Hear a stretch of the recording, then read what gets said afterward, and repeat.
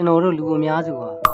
2026ခုနှစ်ကိုစိုးရင်စိတ်တွေနဲ့ဖြတ်တန်းနေကြပြီမယ်။တင်ကတော့ဒီထက်မကထူးခြားတဲ့အောင်မြင်မှုတွေရရှိဖို့ဖန်တီးခံရသူပါ။ဒီနေ့မနေ့ခင်ဟာတင့်ဘဝရဲ့အကောင်းဆုံးအချို့အကွေ့တစ်ခုဖြစ်လာနိုင်တယ်ဆိုတာတင်သိပါတယ်လား။တင့်အတွန်းစိတ်ထဲကအာမန်တွေကိုနိုးထစေပြီးဘယ်အရာကမှမတားဆီးနိုင်တဲ့ယုံကြည်ချက်မျိုးနဲ့တနေ့တာကိုစတင်ဖို့ဒီဗီဒီယိုကိုအဆုံးထိနားဆင်ပေးပါ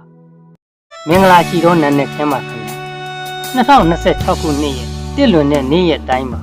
ခွန်အားတစ်တွေနဲ့နှုတ်ထလာကြတဲ့တင်တို့တယောက်ချင်းစီတိုင်းကိုကြိုဆိုပါတယ်။ဒီနေ့မနေ့ခင်းဟာတာမန်မနေ့ခင်းတခုမဟုတ်ပါဘူး။ဒါဟာတင့်ဘဝရဲ့အကောင်းဆုံးစာမျက်နှာတစ်ကိုစတင်ဖို့ရရှိတဲ့အခွင့်အရေးတစ်တခုပါ။အပြင်ဘက်မှာနေရောင်ကြီးဖြာကြတယ်လို့ပဲတင့်ရဲ့ရင်ထဲမှာလည်းမျောလင်းချက်အလင်းရောင်တွေစတင်တောက်ပါပါစေလို့ကျွန်တော်ဆန္ဒပြုပါတယ်။အခုချိန်မှာခဏလောက်အသက်ကိုဝါဝရှူလို့စိတ်ကိုလျှော့ချထားလိုက်တင်ဟာချစ်ချင်းမြတ်တာခံရသူဖြစ်တန်ဖိုးရှိသူဖြစ်ပြီးတော့ဒီနေ့မှာထူးခြားတဲ့အောင်မြင်မှုတွေရရှိပြီးဖန်တီးခံရသူဖြစ်တဲ့ဆိုတာကိုယုံကြည်လိုက်ပါတခါတလေမှာကျွန်တော်တို့ဟာမောပန်းနွမ်းနယ်စွာနဲ့နှုတ်ထလာတတ်ကြပါပြီးခဲ့တဲ့နှစ်တွေကအဆင်မပြေမှုတွေစိတ်ပျက်စရာတွေကတင့်ရဲ့အဖုံးပေါ်မှာလေးလံနဲ့ဝန်တော့ဝန်ဘိုးတွေဖြစ်နေနိုင်ပါငါတကယ်ရောလုံနိုင်ပါမယ်ရှင်တွေကတကယ်ပဲပြောင်းလဲလာမှာလားဆိုတဲ့တန်ရရတွေဝင်နေနိုင်ပါဒါပေမဲ့မိတ်ဆွေတင့်ကိုကျွန်တော်တခုပြောပြရစီညဘလောက်နဲ့မနဲ့ခင်းဟာအမြဲတမ်းရောက်လာနေပါအခုတင်ဖြတ်တန်းနေရတဲ့ခက်ခဲတဲ့အချိန်တွေကတင့်ဘဝရဲ့ညီကုန်းမဟုတ်ပါဘူးဒါဟာတင့်ကိုပုံမူတောက်ပါစေမဲ့ပြင်ဆင်မှုတက်တက်တာဖြစ်ပါတယ်တင်ဟာဒီတက်မကခိုင်မာတဲ့သူတင့်စိတ်ထဲမှာတင့်ကိုတောင်မတည်သေးတဲ့အစွမ်းအစတွေခွန်အားတွေအများကြီးရှိနေပါစိတ်မပြတ်ပါရှုံးမပေးပါနဲ့ဒီနေ့ဟာတင့်အတွက်နမိတ်ကောင်းတွေစတင်တဲ့နေ့ရက်ဖြစ်ပါတယ်အတွေ့အခေါ်အစ်စ်နဲ့ဘဝကိုပုံဖော်လိုက်ပါကျွန်တော်တို့ရင်ဆိုင်နေရတဲ့ပြဿနာတွေခက်တာခဏပဲဖြစ်ပြီးကျွန်တော်တို့ရဲ့ညီမချက်တွေကသာဝရဖြစ်ပါ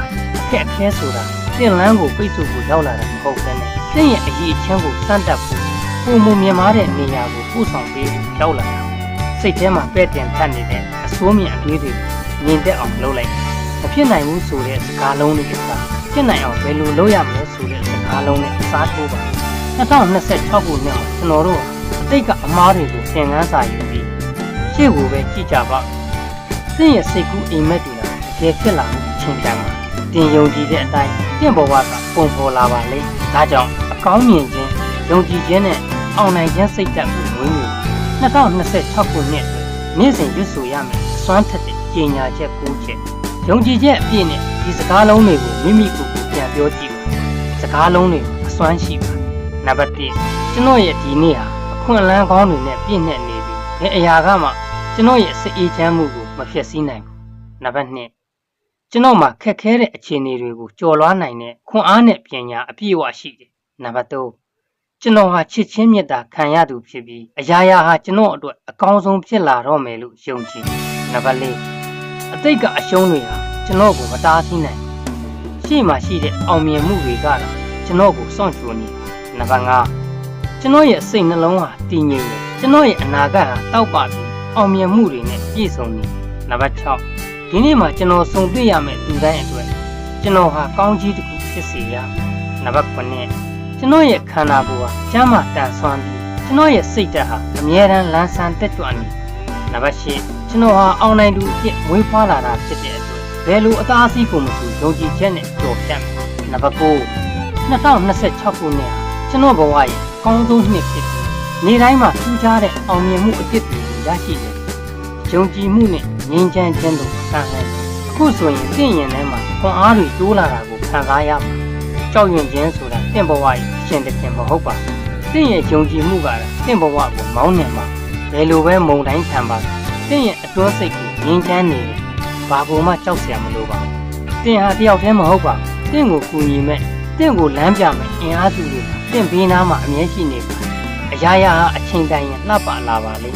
အောင်မြင်မှုဆိုတာတညာတည်းနဲ့ရောက်လာတာမဟုတ်ပေမဲ့နေ့တိုင်းယုံကြည်ချက်နဲ့ရှောက်လန်းနေတဲ့သူတွေအတွက်တော့အောင်မြင်မှုကမလွဲမသွေရောက်ရှိလာမှာဖြစ်ပါတယ်ဒီနေ့မနေ့ခင်းမှာတင်ဟာအစင်နဲ့ဖြစ်နေပါတင့်မျက်လုံးထဲမှာမျောလင့်ချက်တွေမြင်နေရပါတင့်နှလုံးသားထဲမှာခွန်အားတွေပြည့်နှက်နေပါဒီအတန်ကိုနေ့တိုင်းမနေ့ခင်းမှာနားထောင်ပေးပါတင့်ရဲ့စိတ်ကိုအကောင်းမြင်ခြင်းတွေနဲ့စာကြေးပါ2026ခုနှစ်ရဲ့နေ့ရက်တိုင်းဟာတင့်အတွက်အောင်ပွဲခံတဲ့နေ့ရက်တွေဖြစ်ပါတင်လျှောက်လန်းလိုက်တိုင်းမှာ ငြိမ်းချမ်းခြင်းပျော်ရွှင်ခြင်းနဲ့အောင်မြင်ခြင်းတွေဝန်းရံပါအခုပဲပြုံးလိုက်ပြီးတော့ယုံကြည်မှုအပြည့်နဲ့ကဘာကြီးတဲ့ကိုလှမ်းဝင်လိုက်တင်ဟာမယုံနိုင်လောက်အောင်တော်တဲ့သူတယောက်မိတ်ဆွေဒီနေ့မှဘာပဲဖြစ်လာပါကျွန်တော်လုံနိုင်နေဆိုတာကိုပဲစုပ်ကင်ထားပါနေဝင်ချိန်မှာတင်ဟာကျင်းတဲ့အာရမှုတွေနဲ့ပြည့်နေပါလေမနဲ့ဖြံမနဲ့ခင်းပါလေကျွန်တော်တို့ပြန်လဲဆုံတွေ့ပြီးတော့ခွန်အားယူကြရအောင်လားခင်ဗျာဒီအကြောင်းအရာလေးကမိတ်ဆွေတို့အကျိုးရှိတဲ့ဆိုရင် like and subscribe နှိပ်ပြီးတော့မှတ်ချက်များကိုလည်းရေးပေးနိုင်ပါတယ်အားလုံးကိုကျေးဇူးတင်ပါတယ်